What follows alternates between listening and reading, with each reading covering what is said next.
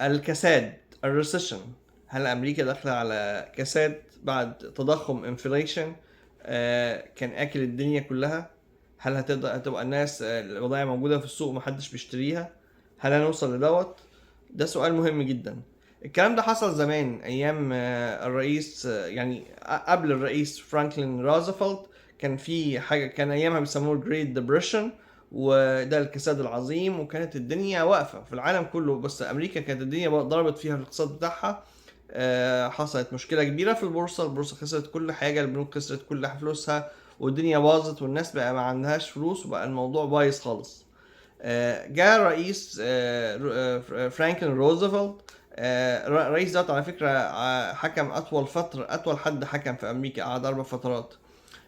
فهو عمل حاجات كتيره في فتراته عشان يحل المشكله ديت، ويرجع ثقة الناس في الحكومة، وعمل قوانين للبنوك، وقوانين لحاجة للبورصة، وحاجات كتيرة. ومن ضمن الحاجات اللي عملها عمل السوشيال سيكيورتي اكت، وعمل حاجات للوركرز، يعني عمل حاجات لدعم الناس. اللي بيحصل دلوقتي ان الرئيس دونالد ترامب بيعمل العكس، يعني بيمشي الناس فبيفقدهم وظائفهم. بيعملوا قتل للانفاق، او بيقللوا الانفاق، ترشيد للانفاق، فبيمشوا حاجات وبيقللوا حاجات ويوقفوا حاجات ويعملوا حاجات.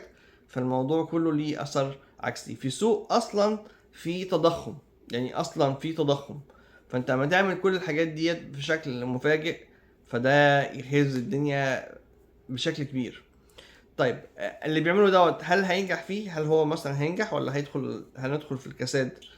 محدش عارف بالظبط، لان هي حسب ما تنجح التجربه. لو نجحت التجربه بشكل كويس فهيحصل تطور كويس، لو فشلت هيحصل كساد كبير.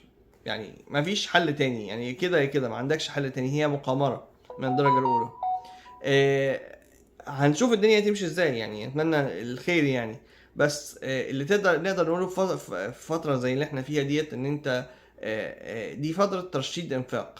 قد ما تقدر الحاجات اللي ملهاش لازمه شيلها. حاول تحفظ قرشين على جنب لو قدرت. حاول تظبط امورك، وما تشتريش حاجه ملهاش لازمه.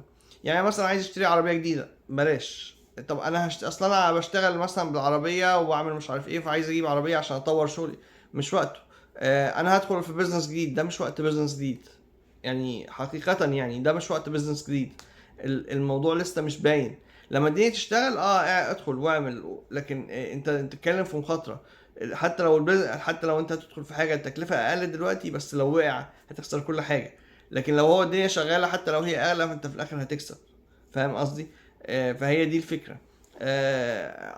عايز اروح اتفسح، مش عارف، لا، ما الغي الحاجات اللي ملهاش لازمة. الوقت الحالي وقت صعب، احنا لسه مش عارفين الدنيا هتمشي ازاي، وفي احتمالات كبيرة تحصل مشكلة اقتصادية.